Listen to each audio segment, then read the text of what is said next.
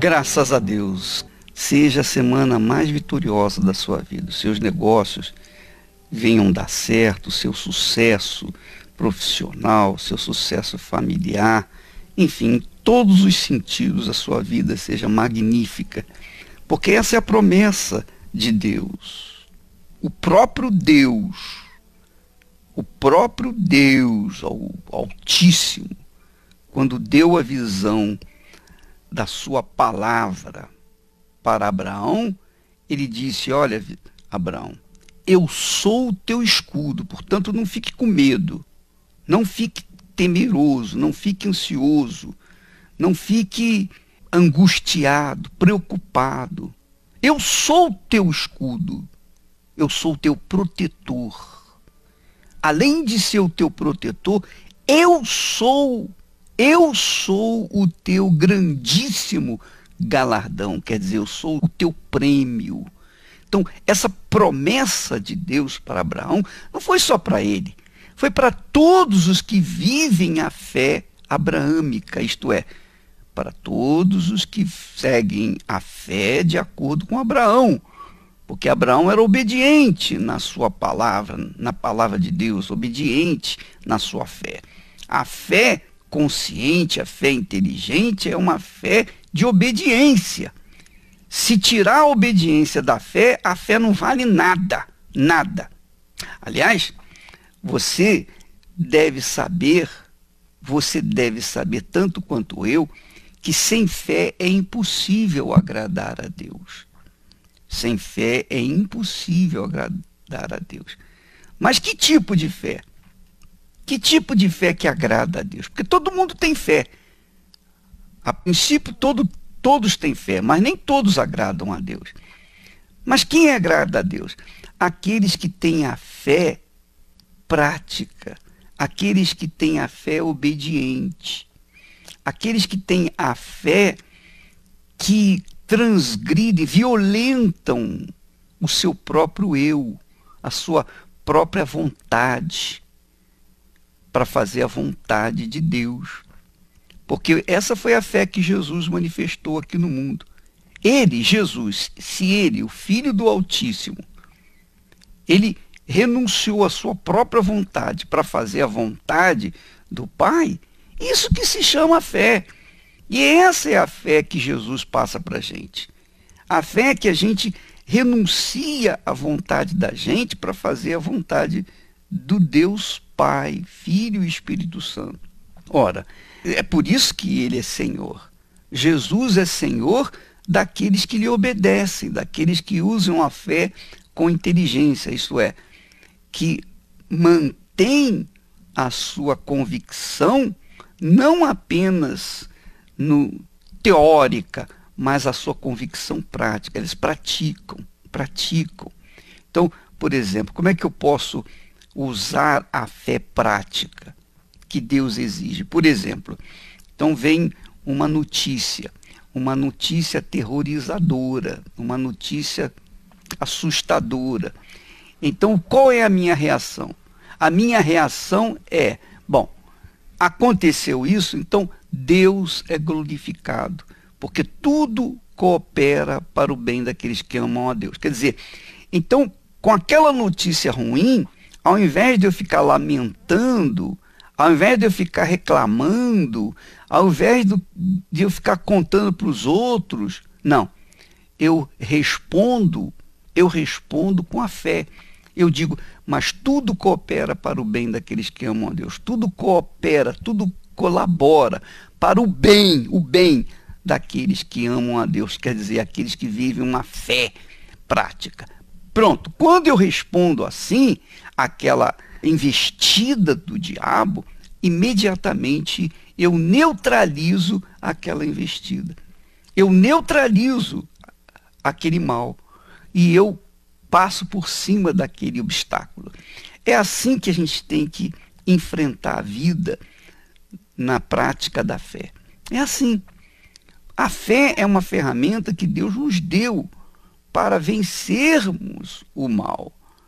E vou dizer mais, se alguma coisa eu tenho que sentir com respeito à fé, o sentimento que eu tenho, se eu tenho que dar atenção a algum sentimento com respeito à fé, o sentimento que eu tenho que dar é coragem.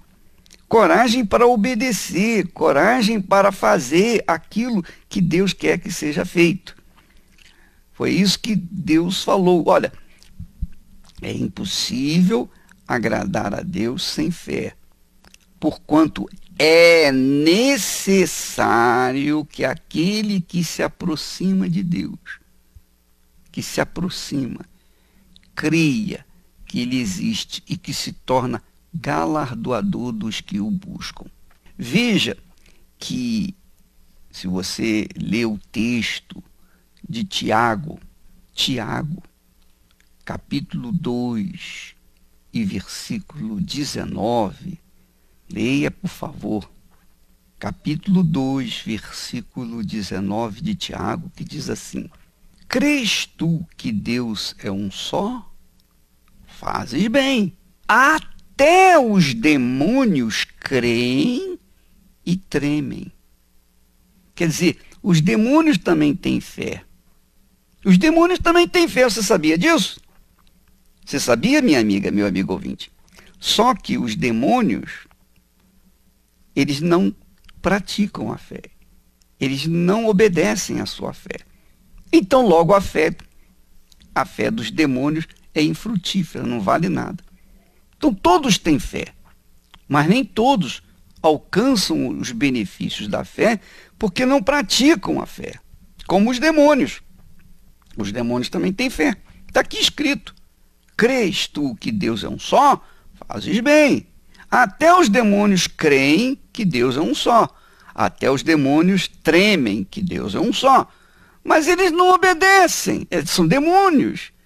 Então, todos aqueles que não obedecem, que não praticam a fé, obedecendo à palavra de Deus, à vontade, fazendo a vontade de Deus, têm uma fé demoníaca.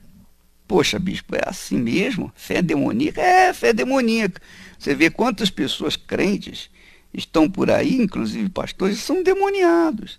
São pessoas que estão endemoniadas, porque a vida delas é um desastre, é um fracasso, é uma bagunça, é uma desordem. Você pode ver, é uma desordem. A desordem começa no casamento. A desordem começa no casamento. É o marido para um lado, a mulher para o outro, o marido e a mulher não se dão, há uma briga danada entre os dois. E depois dizem que tem o Espírito Santo. Que espírito é esse? Como é que o Espírito Santo pode habitar junto com um espírito de brigas, de conflitos, de guerras entre o marido e a mulher? Não existe isso. É por isso que a gente tem batido na tecla para as pessoas fazerem esse curso de casamento blindado, que é feito graciosamente aqui no templo, todas as quintas-feiras, às 8 da noite, especialmente. Talvez não seja bom para você às 8 da noite, seja talvez pela manhã. Nós temos também às 10 horas da manhã e às 3 horas da tarde com o Bispo Márcio, aqui no Brás, no Templo do Brás. Mas à noite, nós temos no Templo de Salomão, às 8 da noite. Então você escolhe o horário e venha participar sem ter que pagar nada. É gratuito. Agora, você tem que fazer a sua parte, você tem que buscar, né? Você tem que correr atrás. Porque quem crê, corre atrás. Quem não crê, fica esperando. Essa é a realidade. Então, amiga e amigo ouvinte, eu queria que você prestasse atenção a esse testemunho de família, de casamento restaurado. Vamos ouvi-lo para você poder avaliar o que faz a fé prática, o que faz uma fé consciente, o que faz acontecer uma fé obediente. Vamos ouvir. A gente queria ser feliz. Então, como a gente não tinha entendimento, a gente buscava a felicidade do nosso jeito. Como? Eu queria formar ela, a minha mulher ideal, na força do braço, no meu entendimento, sem se importar com ela. E da mesma maneira, ela comigo. Como é que eu queria um respeito se eu não me dava respeito tratando ela desse jeito? E eu queria, de qualquer maneira, não entendi, achava que a culpa estava nela, que é mais fácil, né? Botava a carga toda em cima dela, e cobrança. E vieram brigas, discussões, desentendimentos, agressões verbais, físicas. Eu não respeitava ele como eu deveria respeitar. Eu queria impor as minhas vontades. Eu era uma pessoa que não cuidava dele como deveria. Eu achava que o básico de limpar a casa, lavar a roupa, era já tudo que eu tinha que fazer, e ele tinha que fazer tudo por mim. Então, quando as minhas vontades não eram feitas, confrontava, né, o respeito que eu tinha por ele acabava. Nos divorciamos. Comecei a ver os meus erros. Eu comecei a me enxergar, a ver quem eu era. Eu senti muita vergonha de mim. Aí eu fui para a terapia para cuidar de mim, para tirar de dentro de mim os sentimentos ruins que eu tinha em relação a ele. Nós, quando nos divorciamos, ficamos 6 meses sem se falar. E nas palestras eu fui aprendendo os meus erros. Fui aprendendo o mal que eu fazia para ela. Fui aprendendo que eu não agia direito com ela, com a cobrança do respeito, a falta de diálogo. Aprendi muito a dialogar na terapia do amor. Eu vi a oportunidade de reconstruir o casamento que eu não tinha, casamento só no papel. Tanto que terminou no papel também. Aconteceu que a gente tem um filho de 2 anos e eu estava precisando falar com ela sobre ele. Aí eu telefonei para ela depois de muito tempo. Aí de lá nós começamos a namorar de novo. Ele foi na casa do meu pai, da minha mãe, pediu minha mão em casamento. Tudo direitinho de novo. Nós começamos a namorar, casamos. Nós somos uma equipe agora. Então, os problemas vêm, até os mesmos. Só que nós colocamos em práticas o que nós aprendemos. Então, quando vem as adversidades, às vezes assim, os ânimos estão querendo, a gente para e começa a colocar em prática, dá um tempo. Há o respeito que não tinha antes. Nós éramos uma vergonha. Hoje em dia tem cumplicidade, tem respeito, tem admiração que não tinha. Não tinha, eu não admirava, ele não me admirava. E por mais que... Porque o que acontecia entre nós não era de propósito. Era questão de orgulho mesmo, coisas mal resolvidas dentro de nós. Então, quando nós resolvemos isso, nós hoje em dia colocamos em prática e estamos vivendo bem. Você verifica, minha amiga e meu amigo ouvinte, você pode conferir que ele começou dizendo: eu queria impor a minha vontade a ela. Eu queria que ela fosse uma mulher de acordo com os meus ideais. Então, eu não respeitava os ideais dela. Eu não respeitava a vontade dela. Eu queria impor a minha vontade. Por outro lado, ela também dizia: olha, ele não fazia a minha vontade. Ele só queria fazer a dele. Eu queria que ele fizesse a minha vontade. Quer dizer, cada um puxando para um lado. Então, como é que pode um casamento permanecer se os dois puxam cada um para o seu lado? Impossível. É impossível. Não adianta você ter fé. Não adianta você ter fé em Deus se no seu casamento há esse conflito, cada um puxando para um lado.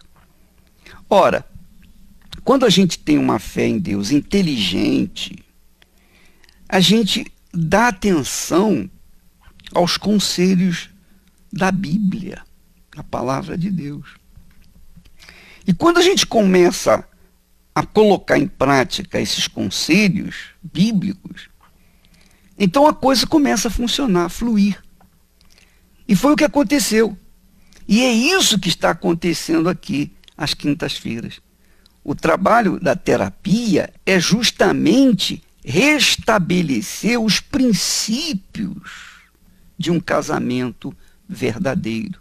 Restabelecer os princípios que regem uma sociedade, um matrimônio. Porque os princípios de Deus é que regem a nossa comunhão com Ele. Então, como é o princípio de Deus para regir a nossa comunhão com Ele? É a fé, obediência à palavra dele. obediência à palavra dele. É claro que a gente tem que ter coragem para tomar atitudes que contrariam a nossa própria vontade. Por exemplo, Jesus disse: perdoai os vossos inimigos, perdoai aqueles que lhe ofenderam. Então, eu não quero perdoar, o meu coração não quer perdoar aquela pessoa, mas a minha mente, no meu intelecto, há o conselho de Deus. Então, como eu sou uma pessoa inteligente, então eu vou usar a inteligência, eu vou obedecer a palavra de Deus, mesmo que eu não sinta vontade, mesmo que o meu coração diga não. Quer dizer, eu contrario a minha carne, eu contrario o meu coração, eu contrario a minha vontade para fazer a vontade de Deus. Quando eu pratico essa fé, esse tipo de fé, pronto, acabou. O problema acaba. O problema acaba, porque eu então tenho paz com Deus, passo a ter paz com a pessoa que eu estou vivendo. Eu passo a ter paz com a minha esposa ou com o marido. Essa é a realidade. Então eu posso falar isso para você, porque eu tenho 44 anos de casado e eu sei o que é isso. Não são 44 dias, são 44 anos. 44 anos que nós temos uma vida feliz, uma comunhão, uma parceria, uma cumplicidade de forma natural, compreensiva. É claro que a Esther tem a vontade dela, eu tenho a minha vontade, mas por conta da nossa fé, então nós renunciamos à nossa própria vontade para fazer a vontade um do outro. Então eu procuro fazer a vontade dela e ela procura fazer a minha. Então nós começamos a viver em paz e harmonia. Essa é a realidade. Então as pessoas precisam aprender como vão renunciar à sua própria vontade para fazer a vontade da outra pessoa, para conviver em paz. Do contrário, não há casamento.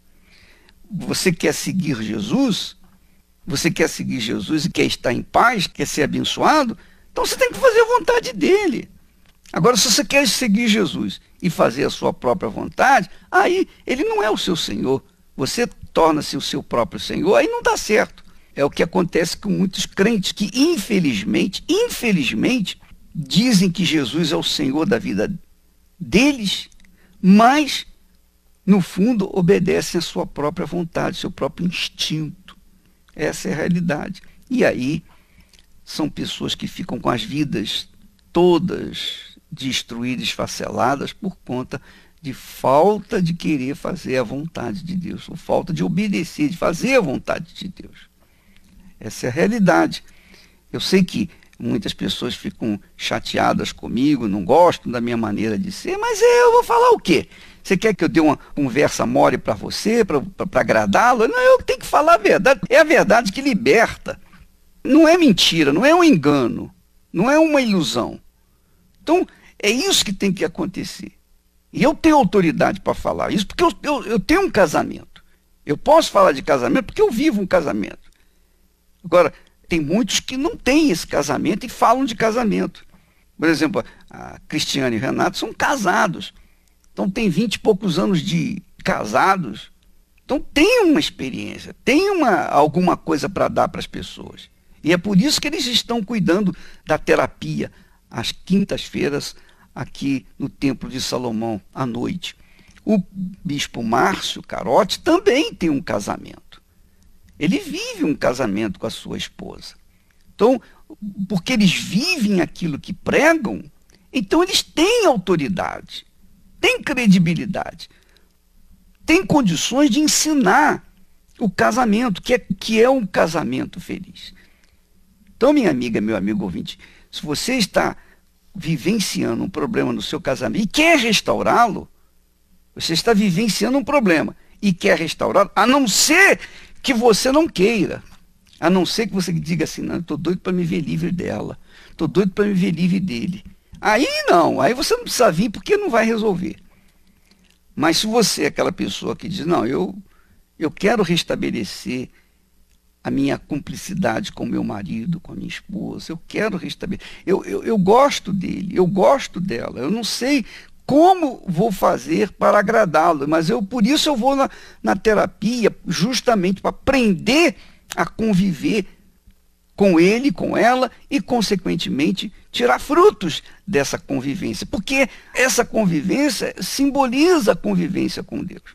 Vamos ouvir mais um testemunho. Nós chegamos na terapia com muitos problemas. Eu fui uma pessoa muito ciumenta, possessivamente ciumenta.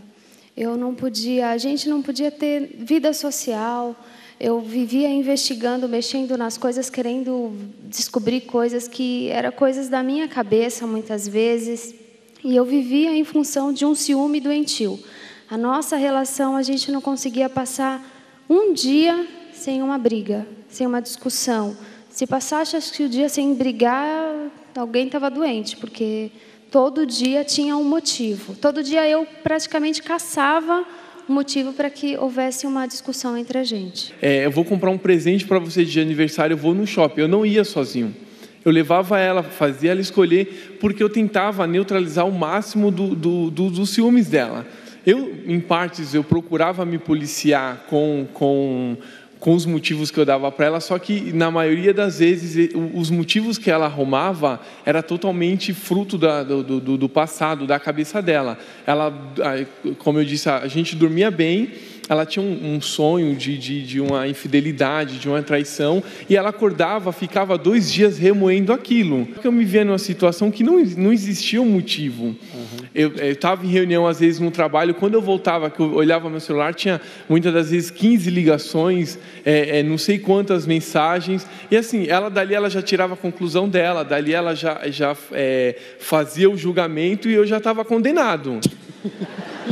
Eu tive, na minha opinião, a mudança quando eu entendi que o meu problema era maior que eu. Eu não queria mais ser aquela pessoa que eu era, porque eu tinha vergonha de mim mesma. Não era nem as outras pessoas, era o meu próprio julgamento das minhas atitudes, das coisas que eu fazia. Eu não queria mais ser a mesma pessoa. Hoje eu sou outra pessoa. Eu não tenho mais ciúmes, eu sou uma pessoa totalmente centrada. Se eu falo alguma coisa, eu sei falar no momento certo. Depois disso, nós nunca mais soubemos o que é ter uma briga. Briga que eu digo de um ficar de cara emburrada para o outro. A gente tem problema, mas hoje nós temos um problema juntos. Nós temos um problema, e não ele um problema e eu um problema dele. Nós estamos hoje totalmente restaurados e transformados. Hoje eu consigo enxergar ela como uma mulher que, tipo assim, eu posso pedir para ela uma opinião, eu posso fazer um comentário com ela, que antigamente, a gente estava andando no shopping, se eu olhasse uma roupa na vitrine e falar para ela, eu gostei, eu posso comprar para você, ela já achava que eu estava pensando, que eu vi em outra mulher. Então hoje é totalmente diferente.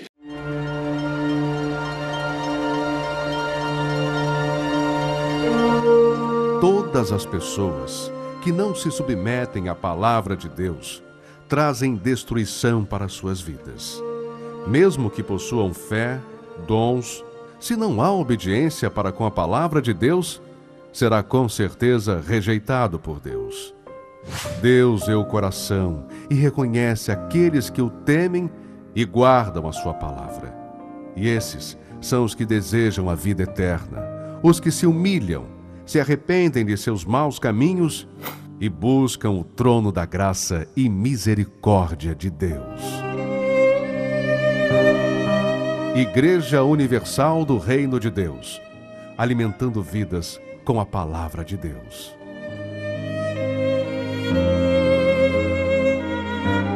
Graças a Deus. Você está vendo, minha amiga, meu amigo ouvinte?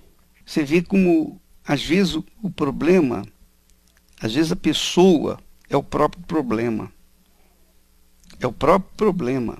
Essa jovem era o próprio sentimento de ciúme. Ela arranjava problema para destruir o casamento dela. Não era o marido. O problema estava com ela. Mas quando ela usou a inteligência, quando ela uniu a sua inteligência com a fé, pronto. Ela alcançou o favor do Senhor. Vamos ouvir mais testemunhos com respeito ao casamento. Antes da palestra, a gente vivia um inferno, porque ele tinha um problema com vícios, com bebida, e nós casamos muito jovens. Nós somos há 10 anos casados, nós casamos com 20 anos. Com 13 anos eu comecei a fumar maconha, depois eu conheci a cocaína, o crack, só que eu parei. Só que quando eu comecei a namorar com ela e casei, parece que a minha vida fez assim. Me afundei nas drogas e isso acarretou que eu não conseguia mais pagar as contas, pagar as dívidas. Tanto que nesses 10 anos ela voltou para a casa da mãe dela durante 3 vezes. Por quê? Porque eu não tinha prazer em pagar as contas. Eu preferia pegar aquele dinheiro, sair na noitada, beber, usar droga.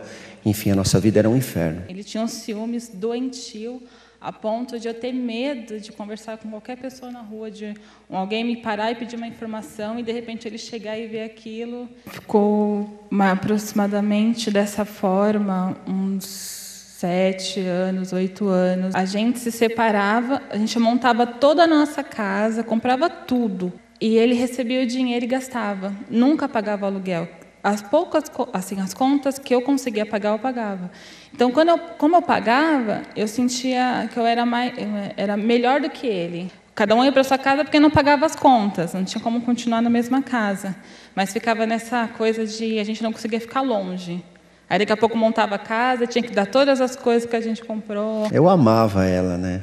Mas eu não tinha força para conseguir vencer aquela situação. Porque nós ficávamos 6 meses, 1 ano e pouco, tudo bem, trabalhando direitinho. Aí de uma hora para outra eu saía, ficava 3 semanas fora de casa. Então eu assistia sempre os programas pela televisão. E aí eu resolvi vir. E aí eu comecei a assistir as palestras, comecei a mudar a minha forma de pensar, comecei a mudar as minhas atitudes, já comecei a respeitá-lo. Às vezes eu falava assim, eu tenho razão, né? Mas eu não vou discutir por isso. Então, às vezes ele falava alguma coisa e, em vez de eu brigar, eu concordava. Aí depois eu falava a minha opinião, quando eu vi que ele estava mais de boa. Então eu mudei e ele foi vendo a minha mudança também. Então ele foi mudando através da minha mudança. Quando eu vi a mudança nela, eu falo que ela mudou da água para o vinho, porque ela era uma pessoa totalmente diferente, porque nós temos apenas 7 meses de diferença, né? Eu sou 7 meses mais velho que ela. Então a mulher, normalmente, ela tem mais cabeça, mais madura que o homem. E muitas vezes ela não me aceitava. Mas com os ensinamentos das palestras, ela começou a ver a forma como agir, como deveria agir. E hoje eu sou muito feliz. Hoje eu falo que o meu casamento é perfeito. Tem, sim, brigas, porque todo casal briga, mas hoje nós nos entendemos muito melhor, o nosso relacionamento é muito melhor, há um respeito, quando um fala, o outro ouve, eu ouço muito mais o meu marido, eu respeito muito mais, não há ciúmes nenhum, esses ciúmes que tinha doente, não tem mais, é maravilhoso. Na terapia do amor, você aprende a amar. Você aprende a estar em um relacionamento, não só com uma outra pessoa, mas com você mesma. Porque quantas vezes você entra em relacionamentos e só se faz mal? Você faz mal a você. Você permite que outras pessoas façam mal a você. Isso quer dizer, isso é um sinal de que você não tem tido um relacionamento com você mesmo. Então, na terapia do amor, você aprende isso. Você aprende a se valorizar, a se amar e a escolher também a pessoa adequada para você. Toda quinta-feira, às 8 horas da noite, eu e Renato estamos aqui no Templo de Salomão, na Avenida Celso Garcia, 605, no Brás. E você é o nosso convidado. Graças a Deus. Então, minha amiga, nós vamos ficando por aqui. Não preciso nem falar mais. Os testemunhos falam por si próprio. Que Deus abençoe a você, a sua família, em nome do Senhor Jesus. E amanhã estaremos de volta nesse horário, nesta emissora.